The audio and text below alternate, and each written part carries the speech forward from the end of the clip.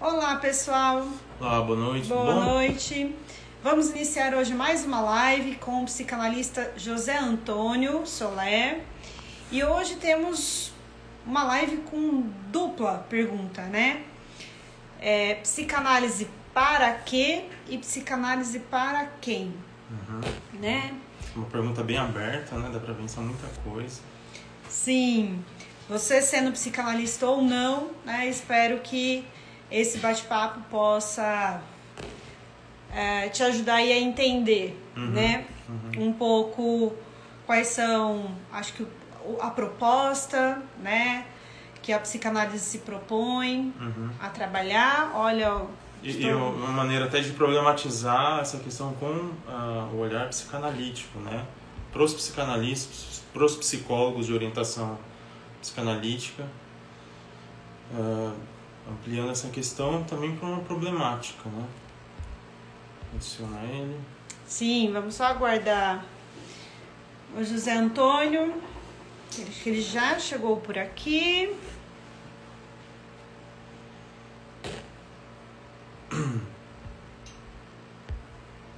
Será que ele conseguiu entrar? Acho que foi, né?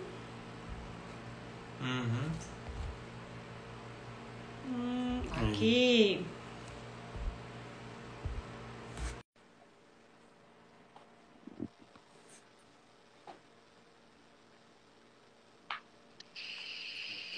Olá! Oi, Carol. Oi. Tudo Olá, bem? Tudo bem? tudo ótimo? Tudo bem também. Bem-vindo à Clareira. Obrigado. E eu muito obrigado por ter aceitado esse convite. Ficamos muito gratos, né? Sabemos que é sempre um desafio, né, Zé? Esse mundo, um pouco da tecnologia para nós, né? Sim. Mas o que importa, eu acho que é muito mais o bate-papo, né? A reflexão e a conversa aí, né? Diante de um assunto que é tão importante, que a gente sabe que há uma incompreensão, ainda há uma incompreensão, né? Do que é a psicanálise, para que da psicanálise. Então, muito obrigada mesmo por ter aceitado esse convite e se disponibilizar a conversar com nós. Eu agradeço muito o convite de vocês. Acho que é sempre uma oportunidade de compartilhar ideias, né? Ideias que surgem assim a partir da experiência com os pacientes, mas também da experiência de ter sido pacientes de psicanálises, né? Então, acho que isso é uma coisa que é muito importante, né? O que eu vou tentar falar não é só a partir do meu trabalho como analista, né? Mas do meu processo de ter sido analisado, né? Pelo menos por um tempo que eu considero importante, né? Sim, até porque eu acho que essas duas funções, elas caminham juntas, né? Não tem como se tornar psicanalista sem ter feito análise. Isso, Né? isso. Então, muito bom. Você se importa? Às vezes a gente deixa os comentários aqui, caso o pessoal surja alguma pergunta. Você se importa dos comentários ficarem aparecendo? Não, pode ficar. Eu pensei em fazer de um jeito que é o meu jeito, né? Então, eu vou me valer de algumas anotações e aí eu espero que isso possa ir provocando uma conversa, né? Sim, vamos lá. Então, eu propus o seguinte, que a psicanálise é essencialmente um acontecimento que possibilita humanização a partir da convivência com o outro, no caso, o analista. Diante disso, né, eu acho que já surge uma questão para a gente pensar. De fato, nós estamos interessados em humanização? Ou nós estamos interessados em alguma coisa que pouco faz lembrar o humano? Né? Porque a gente pode pensar assim, que o humano é um bicho mal acabado, um bicho fora daquilo que a gente pode considerar adequado. Então, esse processo de humanização requer do sujeito uma dose importante de humildade. E o que a gente vai observando é que tanto da nossa parte quanto da parte daqueles que nos procuram, a humanização é uma ideia assim que a gente fala da boca para fora, mas na experiência a gente pouco se dispõe a humanizar-se, né? A poder se encarar como um humano. Encarar-se como humano tem a ver com um limitado, incompleto, um porvir, né? Alguma coisa inacabada. Eu estou muito mal acabado. Então, será que a gente tolera isso? Essa consciência, né? Posso fazer um comentário, Zé? Claro. Você fazendo essa colocação, né? Eu fiquei pensando o quanto eu acho que a gente escuta e se encontra, né, numa sociedade em que a humanização talvez esteja sendo abafada, né, por uma coisificação, né, uma objetalização, né, as pessoas se tornam objetos para o outro, né, e às vezes até para si.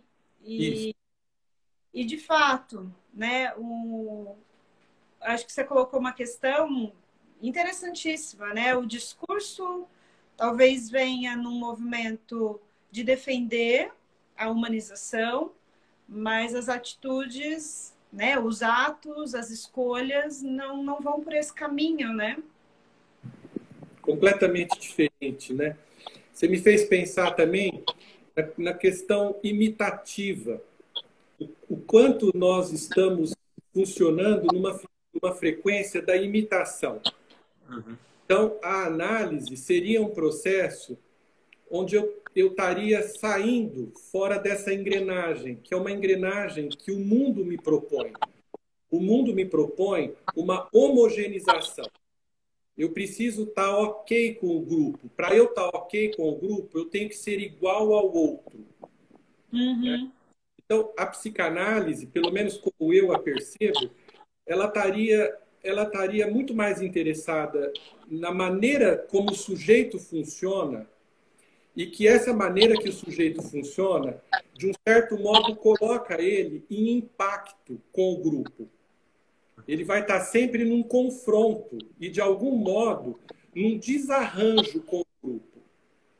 Então, essa é uma questão que nós pouco toleramos, porque Sim. nós imitamos na tentativa de ficar adequados, né? Então, as pessoas nos procuram muitas vezes e tem uma distância entre o objetivo delas e o que nós podemos oferecer. Porque o que nós podemos oferecer desmonta e desconstrói uma organização, que no geral é uma organização imitativa. E que tende a uma homogeneização. É interessante que você está pontuando, José. Eu me lembro de um livro do Lebrun, um psicanalista francês, que está muito preocupado com o laço social contemporâneo. E ele problematiza uma questão que eu acho que vai na direção do que você colocou, que existe um exercício de um discurso comum de se falar do individualismo na nossa época, né? Somos todos muito individualistas, né? Ele vai falar que isso tem a ver com uma primeira percepção um pouco geral das coisas, só que ele vai mostrar o avesso disso, mostrar como que, muito pelo contrário, é exatamente isso que você está falando. Nós caminhamos muito mais para o movimento de um rebanho, né? E ele captura essa ideia do Nietzsche, que está no 19 já olhando para esse futuro, falando nós vivemos como um rebanho, né? E todo esse discurso do individualismo é fachada para a gente no final das contas, vivendo esse movimento mimético, como você destacou, assim, muito interessante que você colocou. Eu acho que articula bem para pensar. Porque, né, viver como indivíduo no sentido do psicanalítico tem a ver com essa humildade, tem a ver, me parece, com uma coragem, né, de estar nesse impacto e confronto, né? Uhum. E você vê que tem uma questão de fundo narcísico em tudo isso. Porque a busca, parece que uma busca que é frequente em nós é a de importância. Nós estamos o tempo todo buscando ser importante, ser respeitável. Só que o custo disso é ser igual ao outro, ou igual ao que disseram para mim que é legal ser, e não ser quem eu sou. Quem eu sou está, em alguma medida, sempre em confronto com quem disseram para eu ser. Então, a psicanálise, eu acho que estaria ajudando a pessoa não a se adaptar necessariamente ao que querem dela, mas se adaptar ao que ela é. E a única coisa que nós podemos ser é o que nós somos. Uhum. Não é dado a nós outra possibilidade, não é? Nós somos criaturas de alguma coisa, não somos criadores. Nós não criamos nada. Não é dado a nós a possibilidade de criar características, cor de pele, sexo, personalidade. Tudo isso é alguma coisa que me foi dada. Eu preciso ver o que eu posso fazer com isso. Mas eu não escolho. Uhum. Então você vê que tira o sujeito de uma situação, de uma posição de onipotência, onde ele supostamente teria condições de ser outra coisa que não ele mesmo. Uhum. Sim. As pessoas nos procuram para ser outra coisa que não elas. Nós também, pelo menos a minha experiência foi de ter procurado os meus analistas e depois eu fui observando que o desejo era um desejo alucinado, era de ser outro e não eu. É uma furada, né? Você está falando essa questão da onipotência. O Mezan, o Renato Mezan, ele comenta num texto, em alguns textos, assim, esse conceito de onipotência, e ele fala, assim, à primeira vista vem esse atributo da onipotência, que é a ideia do poder, assim, né? Eu posso fazer tudo. Mas ele fala que é muito mais além disso, eu acho que vai de encontro com o que você está falando. A onipotência é de ser tudo, né? Inclusive não ser o que eu sou. Né? Isso tem muito a ver, e é isso que você falou, eu não posso ser algo que não seja eu, né? E aí entra de novo, né, a humildade e a limitação de assumir, né, o que eu sou, um ser inacabado, e é isso. Isso, o tempo todo inacabado e em processo de contínua construção, né? E então a gente poderia pensar, José, a partir da pergunta, né, a psicanálise para quê? Seria para que o sujeito pudesse se haver com ele mesmo? Eu acho que a psicanálise, ela é primeiro que ela é um método artificial. Como a gente pode imaginar, uma analogia, ela é um óculos.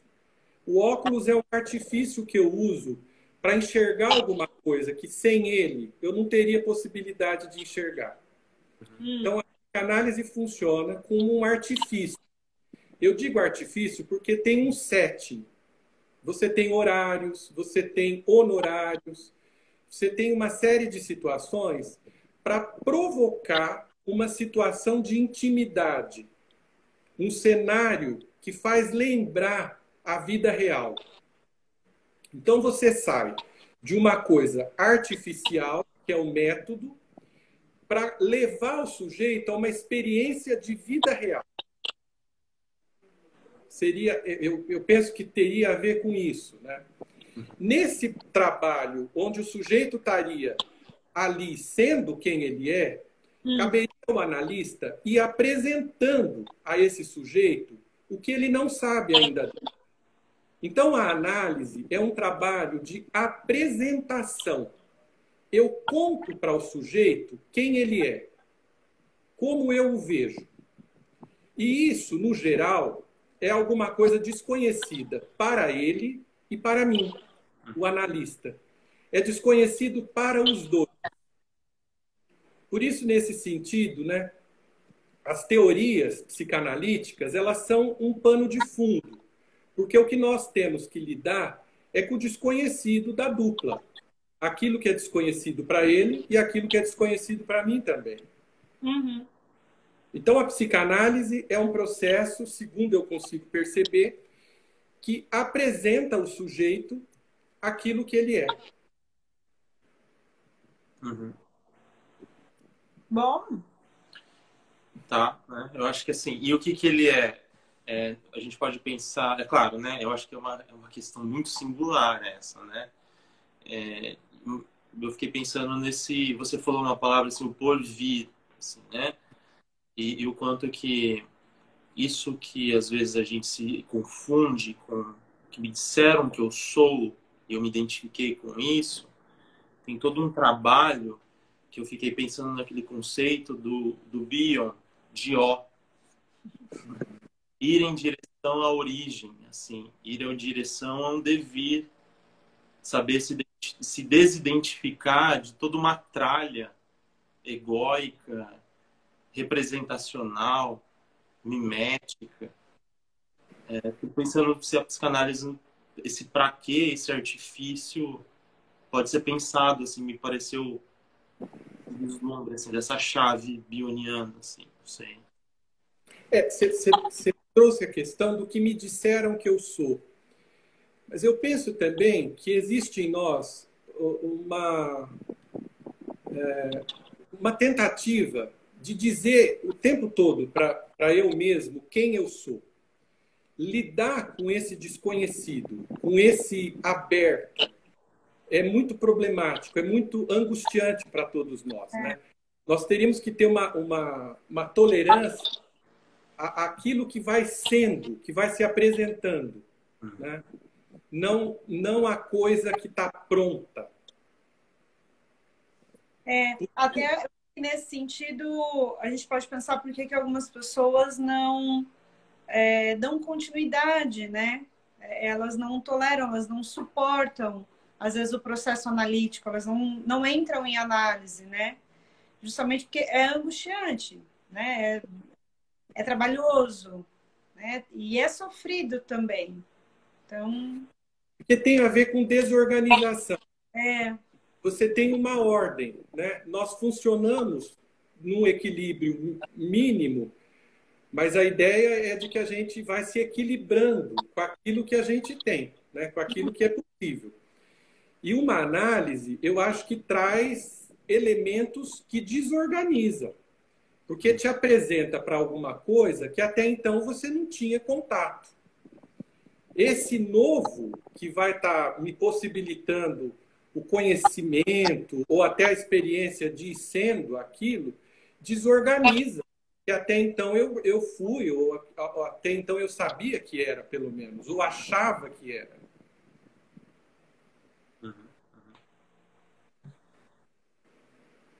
Então, o que a gente observa, né, é que existe uma dificuldade em todos nós de poder tolerar essa desorganização. Quanto nós estamos disponíveis a lidar com essa desordem? No geral, eu acho que isso não é para... A maioria não está disponível. Então, a psicanálise para quem? A gente poderia pensar para aqueles que estão ou que possuem essa disponibilidade. Essa disposição e essa necessidade que não se acalma com outra coisa que não for algo da verdade do sujeito. Veja, porque a maioria das pessoas, elas se entretêm e elas se acalmam com uma série de conquistas materiais, por exemplo, titulações, recursos financeiros. Isso para algumas pessoas, funcionam. Para algumas pessoas, outras, que no caso parece que tem a ver mais com o nosso público ou nós mesmos, esse tipo de conquista material não preenche. Existe uma lacuna e uma necessidade, que a gente pode chamar de uma necessidade por verdade. E que isso vai dando uma sensação de que eu preciso, né? Então, a psicanálise é para quem precisa desse tipo de contato, desse tipo de verdade, desse tipo de trabalho. Porque existem outras pessoas que eu acho que elas conseguem viver muito bem, obrigada, com uma outra coisa que não a que nós oferecemos, entende? Sim. É interessante, José, porque nós fizemos uma enquete, né, na Clareira com essa pergunta. E a grande maioria das respostas foram no intuito de dizer que a psicanálise é para todos. Isso. Né? E aí me parece que não necessariamente. Teve uma seguidora da Clareira que respondeu para mim, né? Então, ela já se coloca aí como alguém, talvez, que tenha essa disposição e necessidade. Mas, então, a partir da sua fala, ela talvez não seja para todos. Eu acho que não. Eu acho que é para alguém que tem um tipo de defeito específico. Boa. Eu ouvi isso de uma pessoa que eu considero muito, que é isso é uma reprodução minha, né? Mas quem me disse isso foi o Cláudio Castelo Filho. Ele me dizia, né, e me diz, quando eu tenho oportunidade de conversar, que a psicanálise é para alguém que tem um tipo de defeito específico. Né? Ela tem uma questão específica, uma dor específica, uma necessidade de algo que o material não realiza, que o sensorial não realiza. É para alguém que tem uma necessidade de experiência de realidade psíquica não sensorial.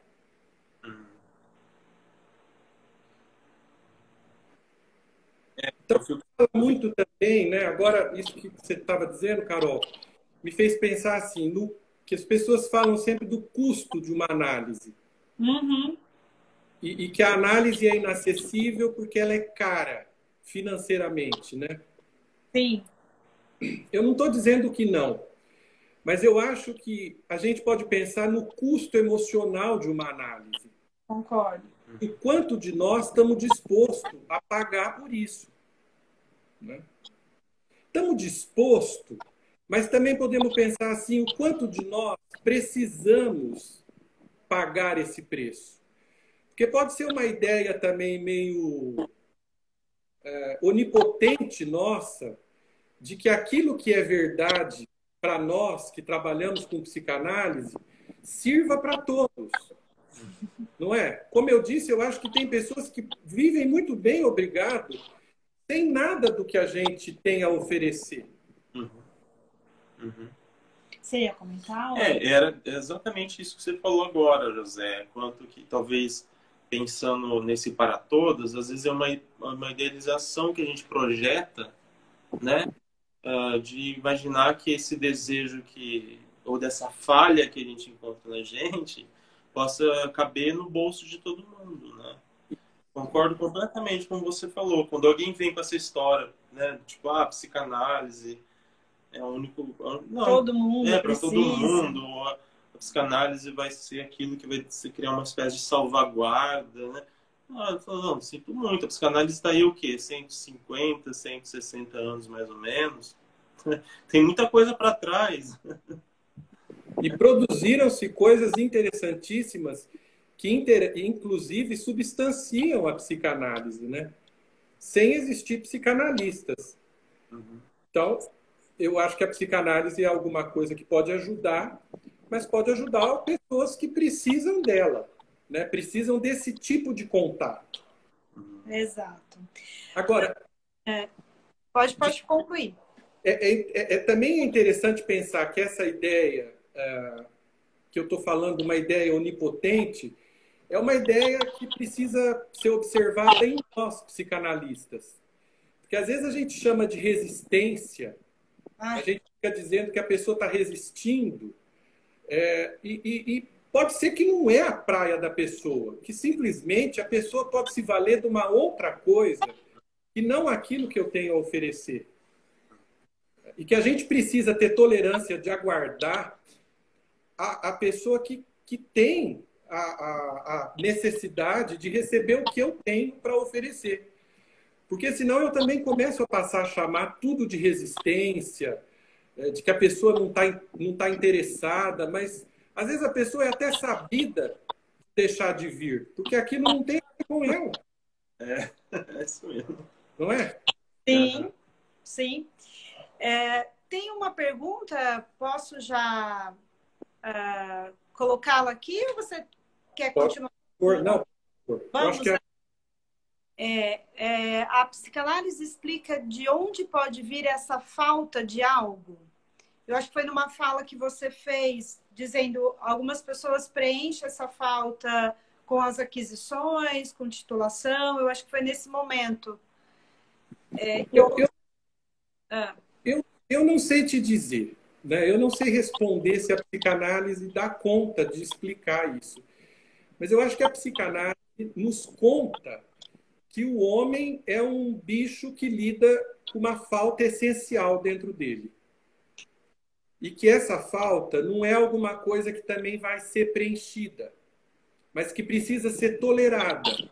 E quando a gente reúne condições, essa falta pode ser motor de criatividade e de busca. Eu acho que uma análise pode ajudar o sujeito a usar isso que lhe falta de uma maneira criativa, para que ele busque, que ele se sinta impulsionado. Uhum.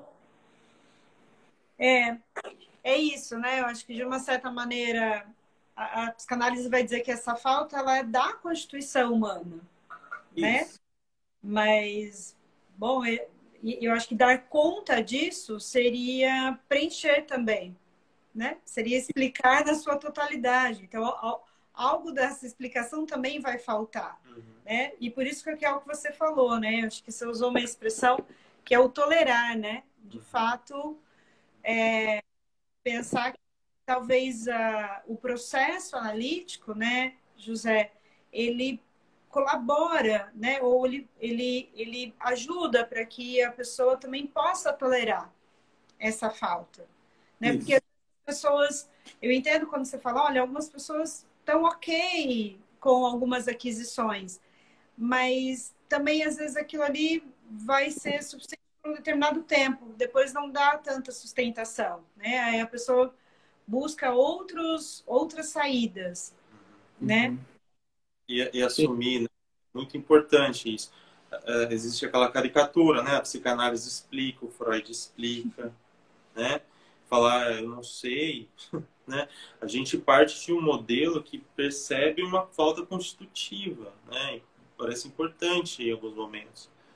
E me parece que, às vezes, a gente, jogando para o lugar do analista, né? A gente vê colegas mesmo. Então, tudo é explicado, né? Tudo a análise explica, ela constrói ideias. Né? E a condição de cada sujeito é singular, perceber o que representa essa falta, né? Você vê que aí também o conceito, a ideia de cura, passa a ser uma questão, né? Psicanálise cura alguma coisa?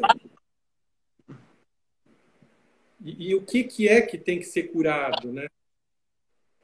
O que a gente pode pensar é que a psicanálise ajuda uma pessoa a tolerar mais dor. Não ao invés dela não sentir dor, mas dela ter a capacidade de tolerar a dor mental. aumenta a possibilidade dela lidar com angústias. Não ao contrário, porque senão a gente vai trabalhar com uma ideia de um sujeito cindido. Um sujeito que não sente angústia, não sente dor, é um sujeito que ele não está inteiro. Então, a questão da cura fica sendo algo para a gente poder repensar, né? O modelo médico que a psicanálise vai se construindo com Freud, né? Vai sofrendo alterações ao longo do tempo com os autores contemporâneos, né? Sim. Algo mais, José, que você pensou? Eu coloquei aqui, talvez ajude também a provocar mais coisas. Que, no geral, nós nutrimos expectativas absolutamente irreais sobre nós mesmos. Idealizamos um eu inexistente e acreditamos ilusoriamente que é possível alcançá-los. A questão é que, dessa forma, nos afastamos cada vez mais do nosso eu real. Este fica como que renegado pela força da nossa vaidade narcísica. Esta ideia fica travestida pela ideia de superação, que é tão valorizado hoje na nossa cultura. A ideia de que a gente precisa estar se superando, né? E eu acho que isso é uma crueldade até para conosco. Porque a gente vai entrando numa frequência quase de que eu tenho que ser uma outra coisa, né? Então, eu acho questionável isso. E isso que você colocou, eu fico pensando como, né, algo muito atual, é como se o sujeito tivesse que de forma maníaca encontrar esse eu novo todo dia, né? Uma espécie de superação, como você falou, todo tempo. E se ele não encontra isso, ele recai numa melancolia, né? No estado completamente o contrário. Fica essa cisão enorme, né? E a gente pode pensar também nessa ideia do eu irreal, que ele pode estar todo movimentado de inveja. Né? Porque é sempre um objeto, é sempre uma figura que eu invejo. Que, no caso, sou um eu mesmo, imaginário, mas que fica sempre como um ponto que eu preciso atingir. Né? Eu acho diferente de eu poder usar a falta como uma coisa construtiva. É diferente de eu ficar movido por essa coisa muito invejada, né? E muito irreal. Então, a gente pode pensar também que a medida das nossas perturbações psíquicas, ela está relacionada com o afastamento maior ou menor da nossa realidade, do nosso eu real. Então, eu penso assim, que a gente está mais perturbado ou menos perturbado a partir dessa perspectiva. O quanto eu estou sendo o que eu sou e estou confortável com isso, ou eu estou me afastando disso e me valendo de uma série de recursos para não ser aquilo que sou. Eu entendo que isso é algo que nos perturba. Sim. É muito... Eu acho bastante... Como posso colocar? É até perturbador, eu acho, né? Para nossa sensibilidade contemporânea. Não sei se é contemporânea, né? Mas algo que é muito complexo assumir, assim, né? E aí eu acho que a gente volta à questão, assim, para quem? E para quem, né? Para quem pode assumir algo nesse sentido, né, José?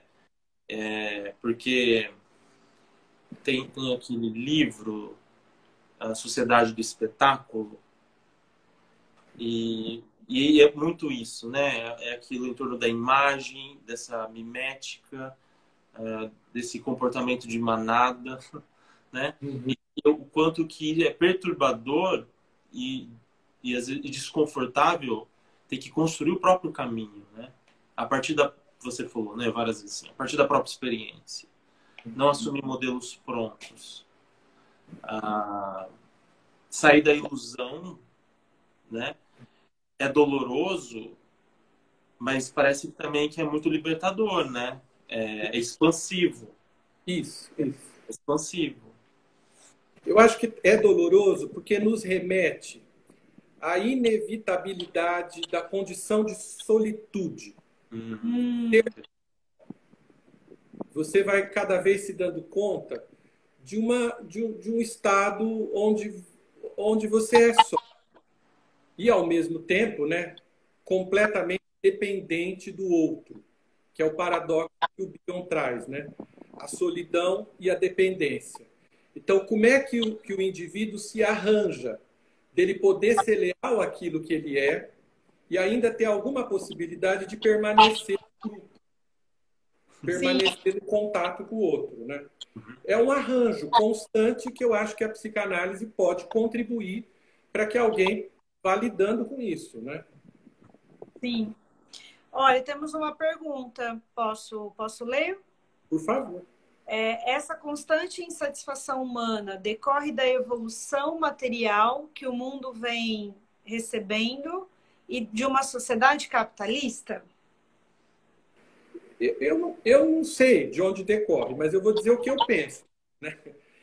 Eu acho que isso não é alguma coisa dos nossos tempos. Eu acho que isso é uma coisa da espécie. A insatisfação é um elemento que eu posso, como todas as coisas psíquicas, eu posso usar como me for possível. Então, eu posso usar a insatisfação de uma maneira construtiva. Ou, como o Carlos disse, eu posso usar a insatisfação para me deprimir ou entrar em melancolia. Porque eu não tenho. Mas eu penso mais não como uma coisa necessariamente ligada ao nosso tempo. Eu acho que o nosso tempo, talvez assim, encarna uma proposta onde a inveja fica alguma coisa que problematiza a nossa vida, né? Você vai entrando, o capitalismo talvez traga muito isso, né? Mas eu não penso que isso é a razão. Eu acho que a razão é a própria realidade psíquica que já traz a marca da falta. Né? Também não dá para dizer razão, porque senão vai entrar num pensamento causal. Que eu acho que psicanálise não precisa estar ligada a uma ideia de causa e efeito, né? Mas a ideia de conjunção, de coisas que se encontram, de coisas que se relacionam, mas não que uma necessariamente cause a outra. Sim.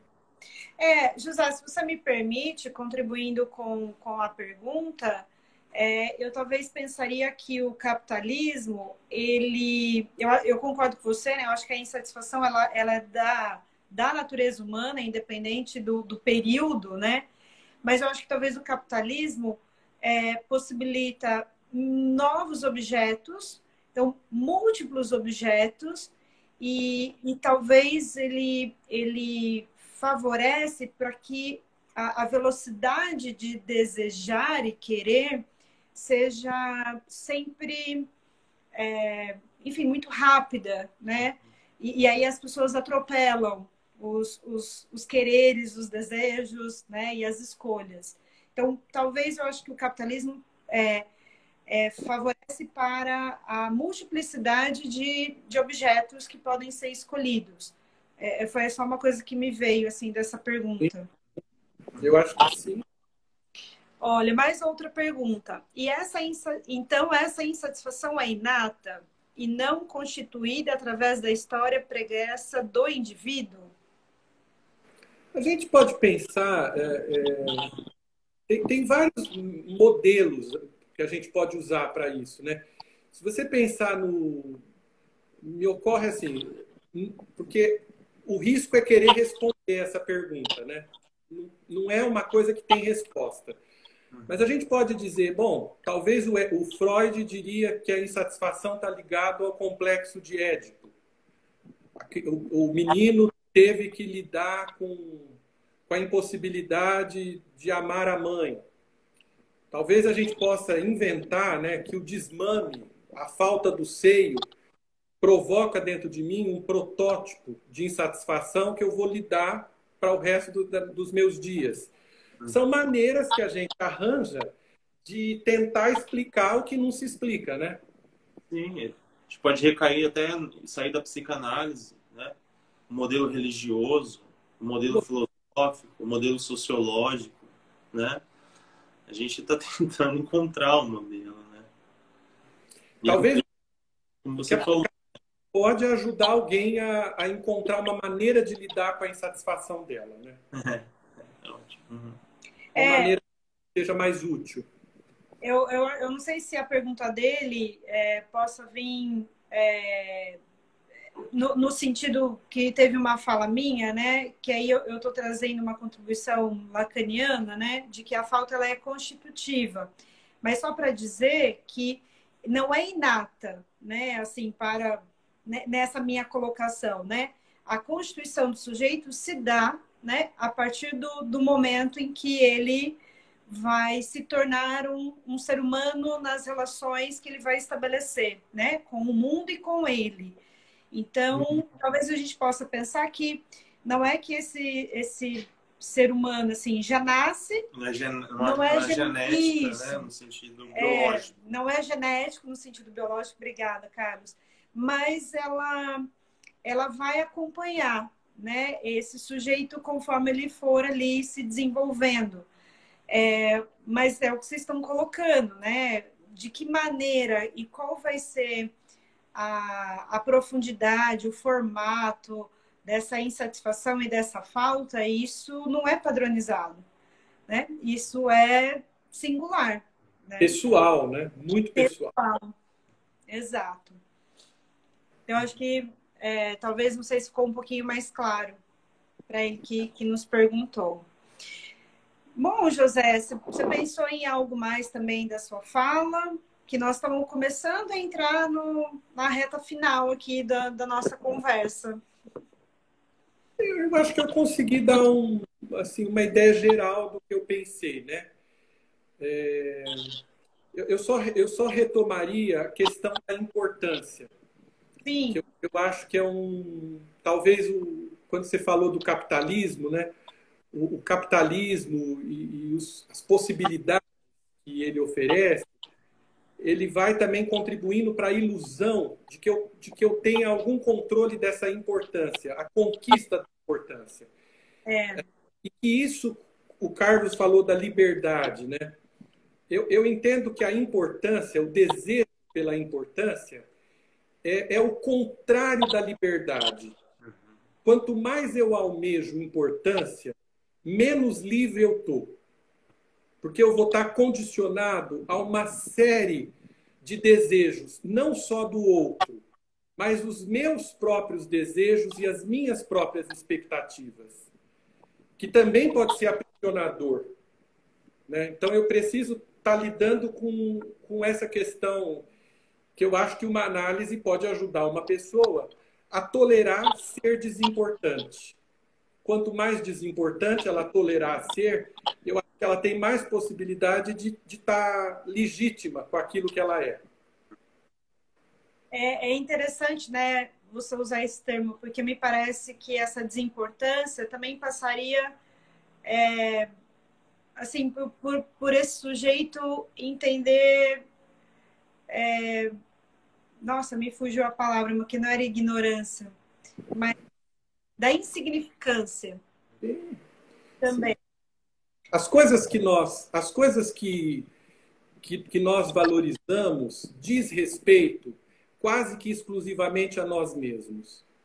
É uma ilusão a gente supor que isso está relacionado ao outro, né? Como se o outro tivesse tempo para ficar prestando atenção nas minhas coisas, nas minhas pequenas conquistas. Elas só dizem respeito a mim. Só que isso provoca uma dor narcísica dilacerante. que é a dor de perceber que aquilo que eu vou fazer com a minha vida só diz respeito a mim mesmo. E há pouquíssimas pessoas que, de fato, a gente talvez dê para contar nos dedos de uma mão a quem vai fazer algum tipo de repercussão real aquilo que é importante para mim. Mas aí, então, a inveja, né, que você comentou um tempo atrás, a inveja atravessaria essa ilusão de que o outro está se importando comigo, então a inveja atravessaria para construir esse diálogo, então. Porque se eu inveja, né, a mim ou ao que eu tenho, que eu conquisto, eu posso dizer que esse outro não que ele esteja se importando comigo, mas esse outro está olhando para o que eu estou fazendo. Sim, basta a gente observar o Instagram, o Facebook e todas essas, elas são veículos, né? Elas servem como veículo de provocação da inveja. Quanto mais eu provoco inveja, mais eu alucino que sou importante. Ah, isso aí. Então eu fico atrás de seguidores, eu fico atrás de pessoas que olham meu stories, eu fico atrás dessas coisas. Porque eu estou invadido por uma ideia de que isso sedimentaria a minha importância. Não é real. Não é real. Primeiro que tudo, também é uma personagem que está ali. Quem eu sou é alguma coisa que eu não sei. Imagina o outro. É só uma imagem, né? É um recorte. Sim. E isso é interessante, né? É ilusório e cria um discurso que faz uma amarração, né? Cria um laço social. O ódio cria um vínculo também. O ódio, a inveja, né? Isso cria um vínculo, né? A gente, de alguma maneira, a gente se amarra também, enquanto sociedade, em torno disso, né? Para se sustentar uns aos outros, né? Ou sustentar a si mesmo, acreditando que está sustentando o outro. Sim. Eu acho que é isso. Muito bom. Então, a gente também poderia pensar que a psicanálise é para esses sujeitos que se dispõem, além de tolerar, né, a incompletude, mas de repensar, né, sobre a sua insignificância. Sim, sem dúvida. Então, me parece que é para alguns mesmo, não para todos, né? Mas eu acho que isso dá uma possibilidade da gente viver a nossa vida com as nossas esquisitices, com as nossas peculiaridades, com maior tranquilidade. Com mais leveza, né? Com mais leveza.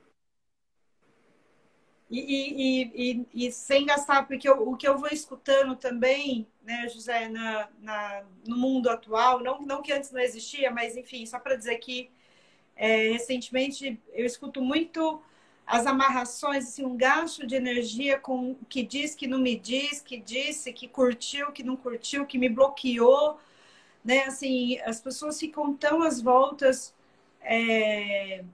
com essa ilusão, né? Mas com uma construção assim paranoica, sabe?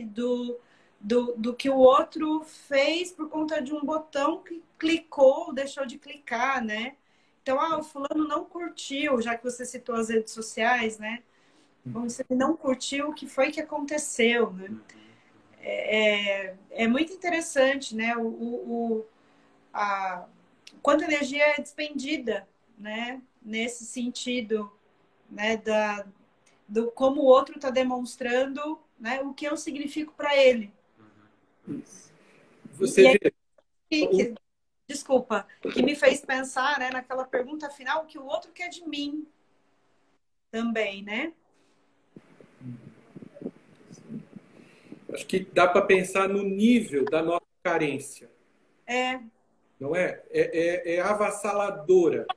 Né? Nós temos uma cratera dentro de nós que a gente pode cuidar e fazer com que isso se transforme em alguma coisa criativa e não algo que me aprisiona, que eu fico o tempo todo atrás de seguidores, né?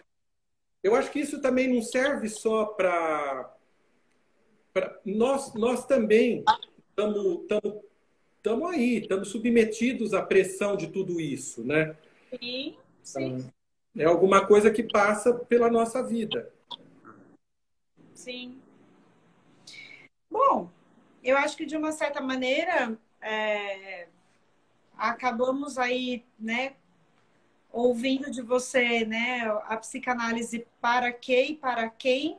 Eu acho que dentro desse recorte que eu e o Carlos sempre falamos, né, nós não vamos abarcar o tema na sua completude, então com certeza também, né, teríamos outras possibilidades de pensar, né, o psicanálise para quê, acho que não se esgota, né? Mas, de qualquer maneira, José, eu não sei se alguma outra pessoa que está nos acompanhando também tem alguma pergunta. Aproveite que nós vamos já encerrar em breve aqui, que nosso tempo está acabando. Se alguém tiver alguma pergunta. Mas, de qualquer forma, né, acho que fica, né, José, pela sua fala, o quanto as pessoas possam, né, seja via psicanálise ou não, né, encontrar esses recursos ou saídas criativas. Né? A psicanálise não é a única via. Não. Né? É uma via possível para alguns, mas eu acho que o que é interessante destacar para que as pessoas também não entendam que não hajam outras possibilidades. Né? E que nós todos possamos ter a liberdade de procurar aquilo que vem de encontro com o que me faça sentido. Né? O que nós oferecemos não faz sentido para todos. Alguns. E isso não significa que nós oferecemos uma coisa sofisticada e grandiosa. Nós oferecemos alguma coisa que é o que nós oferecemos, né? Não é um milagre, não é a chave do paraíso, né? Ao contrário disso, eu acho. Verdade. No máximo, a abertura da caixa de Pandora, né? Acho que por aí, né? Sim. Bom, José, eu acho que vamos te agradecer novamente, então, né? Muito. Opa, veio mais uma pergunta. Eu sempre falo pro pessoal que nós vamos encerrar, porque sempre tem alguém com uma pergunta. Quando nos questionamos psicanálise para quem, me lembro de que muitos dizem que a psicanálise é elitista. Vocês concordam? O que você acha, José?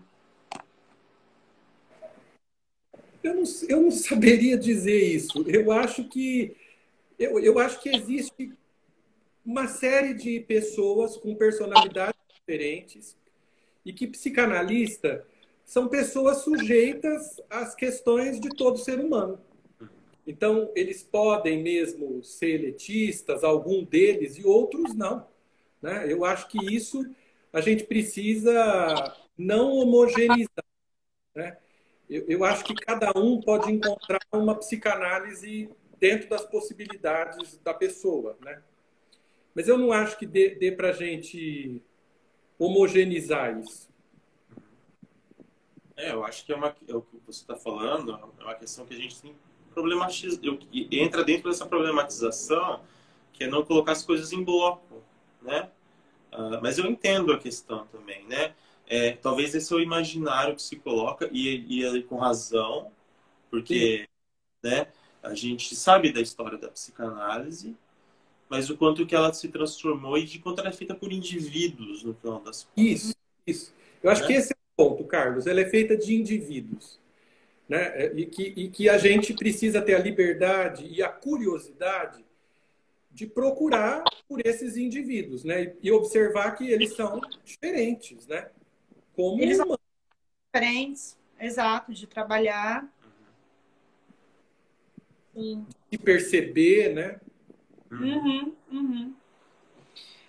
Pois bem, será que tem mais alguma pergunta? Obrigado pelo José Augusto fazendo as perguntas. sempre ajuda a gente a pensar aqui.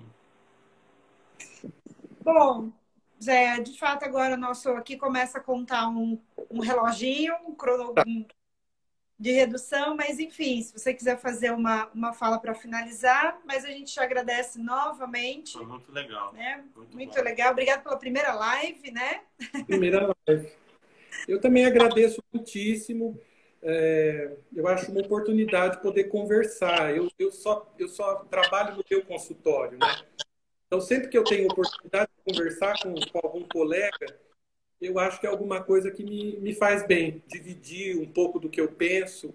E é só o que eu penso, não é uma verdade. É só uma versão pessoal, né? Absolutamente influenciada pelas análises que eu tive, pelas supervisões que eu tive, mas pessoal. Não é algo que queira ser a psicanálise verdadeira, né? É uma versão minha, do que para mim faz sentido.